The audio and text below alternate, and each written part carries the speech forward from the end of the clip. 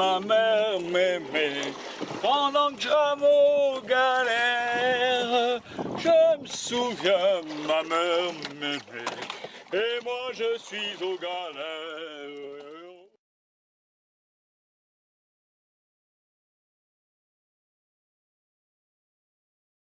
Alors là, je vais vous expliquer. Je suis en plein milieu de l'Atlantique. Je suis tout seul, tranquillement en train de ramer. Et j'ai des enfants horribles qui m'appellent pour poser des questions. Mais c'est pas possible ça. Et alors donc j'ai dit, ben, comme ils n'ont pas été sympas, je vais dire ce que je ressens, comme ce que je viens de faire pour vous. Là, sauf que là, je viens de raccrocher avec vous. Je viens de raccrocher mon téléphone et je vais expliquer, ben, à ce moment-là, ce que je ressens réellement. Vous allez savoir si je vous ai trouvé horrible ou pas.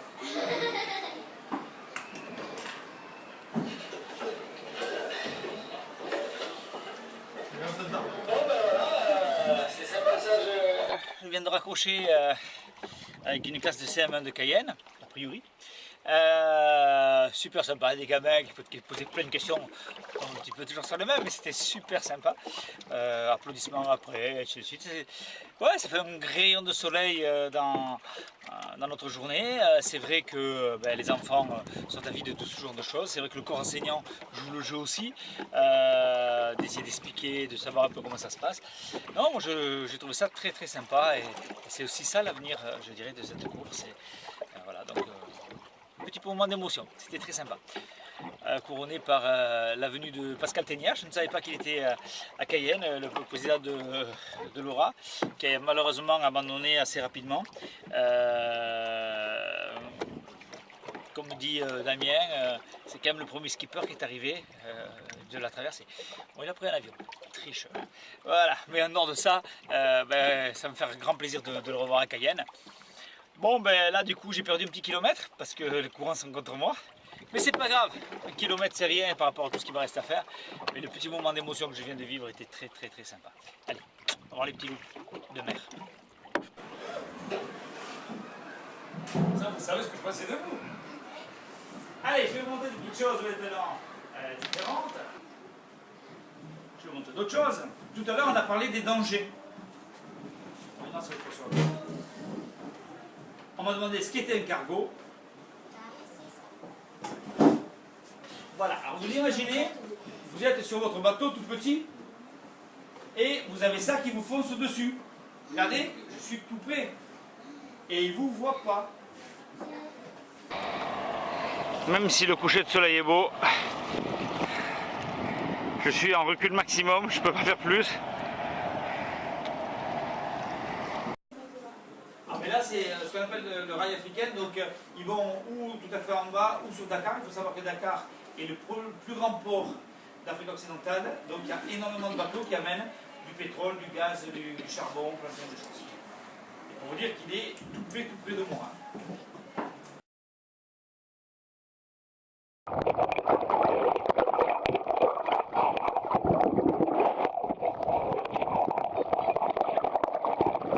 Et là, ce sont des dauphins, ils vont venir autour de moi, il y en a une bonne trentaine autour de moi. Je vais taper sur l'eau, ils restent en permanence avec moi, ils vont donc rester à peu près 5-10 minutes à nager avec moi. Tout à l'heure on parlait de pourquoi on fait cette aventure, et pour vivre ce genre d'émotion. Là c'est un peu plus long, vous allez voir.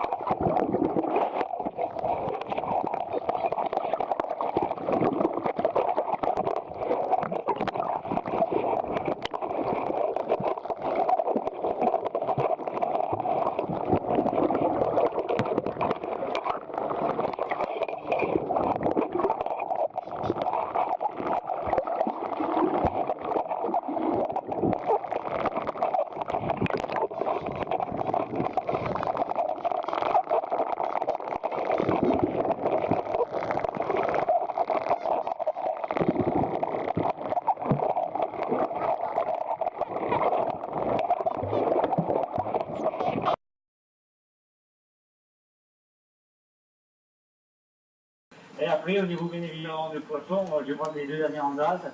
Il y a 2 jours, je vois une tache derrière moi et effectivement, c'était un requin. Alors, un requin pas très gros, un requin de 1,50 m, 1,80 m. Ce qu'on appelle un requin pointe blanche continentale. Donc il a la particularité d'abord d'avoir les ailerons assez arrondis et d'avoir toutes les nageoires qui se finissent par du blanc. Ouais.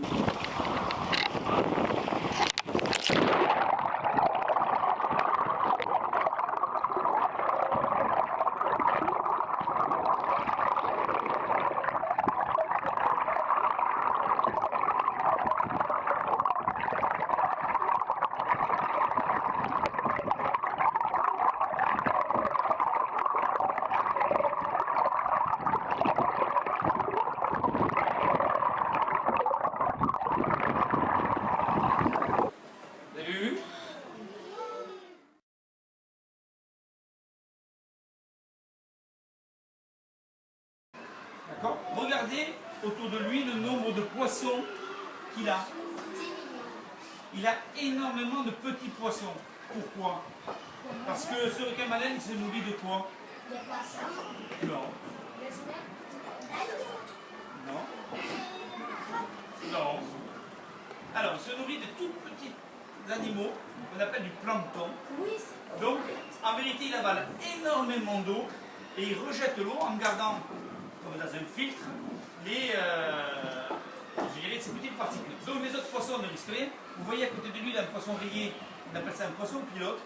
Alors, pendant longtemps, on a cru que le requin n'y voyait pas et c'est pour ça qu'il avait des petits poissons. Allez, deux questions et après, je vais vous dire au revoir. Des poissons qui sont énormes, je t'en ai montré un tout à l'heure. Le plus gros poisson du monde, c'est le requin-baleine. C'est celui que je t'ai montré tout à l'heure. Mais monsieur, vous étiez le numéro combien de la place? À l'arrivée ou au départ? Au départ. Et Le à 11. Mon bateau, c'était le numéro 11. Et je suis arrivé, en théorie, 7e. Sauf que je suis passé juste à côté de la ligne d'arrivée. Parce que j'ai pris une tempête en arrivant. Et qu'on a préféré venir me chercher avant que je m'écrase sur elle.